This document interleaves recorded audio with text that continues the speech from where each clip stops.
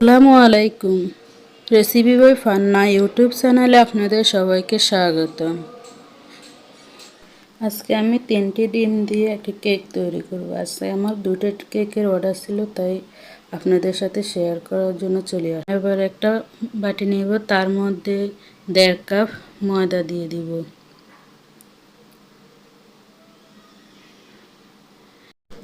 তার মধ্যে দিয়ে দিচ্ছি 1/2 চা চামচ বেকিং পাউডার,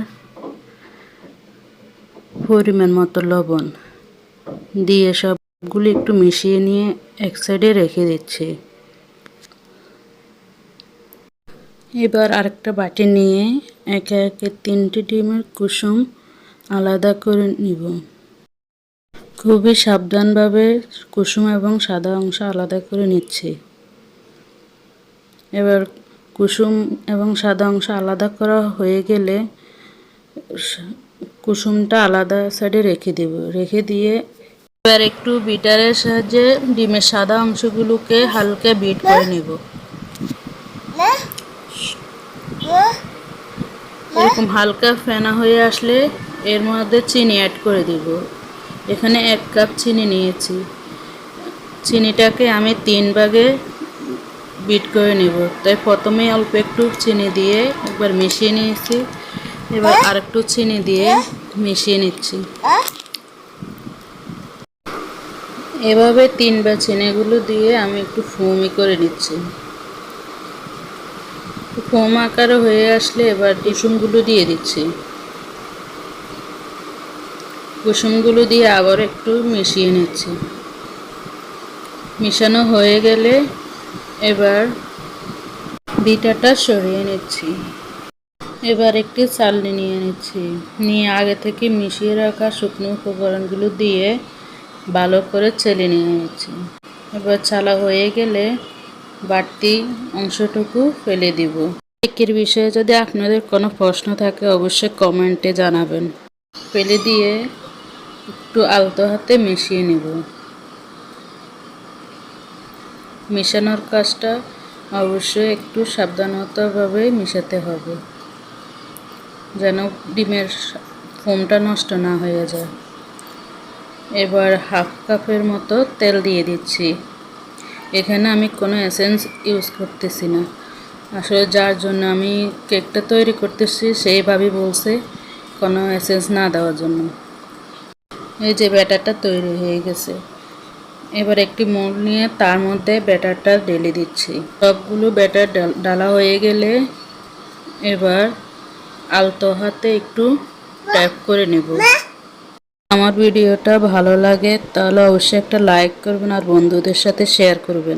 চুলে একটা হাঁড়ি আগে থেকে 10 মিনিটের জন্য প্রিহিট করে নিয়েছি। এবার সাবধানতাভাবে কেকের মোল্ডটা বসিয়ে দিচ্ছি। কেকের মোল্ডটা বসিয়ে এবার ঢাকনা দিয়ে ঢেকে দেব। ঢাকনা কোনো ছিদ্র থাকলে তা বন্ধ করে দিব। 30 থেকে 45 মিনিট পরে কেকটা চেক করে দেখবেন কেকটা হয়েছে কিনা। আমার কেকটা হয়ে গেছে, কাঠিটা ক্লিন এসেছে।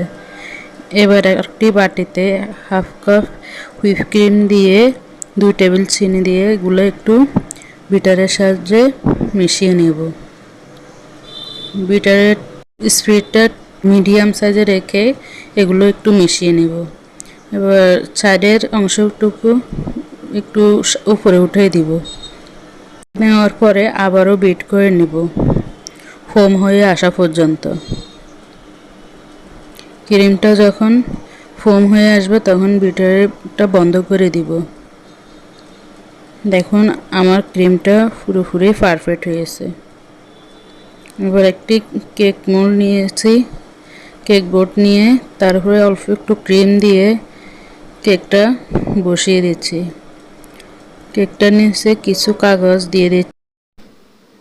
এবার স্লাইসের উপরে আস্তে আস্তে সুগার সিরাপ দিয়ে দিচ্ছি। সুগার সিরাপ দেওয়া হয়ে গেলে এবার হুইপ ক্রিম দিয়ে দিচ্ছি। দিয়ে এগুলো ফুল ছড়িয়ে নেব। ছড়িয়ে নেওয়া হয়ে গেলে এবার উপরে আবারও কিছু পিঙ্ক কালারের ক্রিম দিয়ে আবারও ছড়িয়ে দিচ্ছি। মিশিয়ে দেওয়ার পরে আবারও একটা স্লাইস দিয়ে সুগার সিরাপ দিয়ে দিচ্ছি। এবার সুগার সিরাপ দেওয়া হলে আবারও হুইপ ক্রিম দিয়ে দিচ্ছি, দিয়ে ফুল ছড়িয়ে নেব।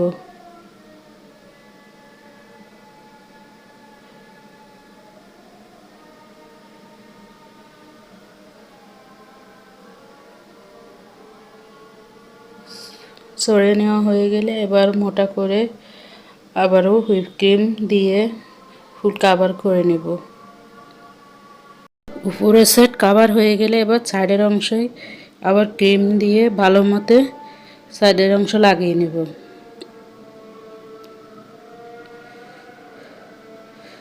ঘুরিয়ে ঘুরিয়ে সাইডের অংশ সুন্দর করে একটা ফিনিশিং দিয়ে দিব।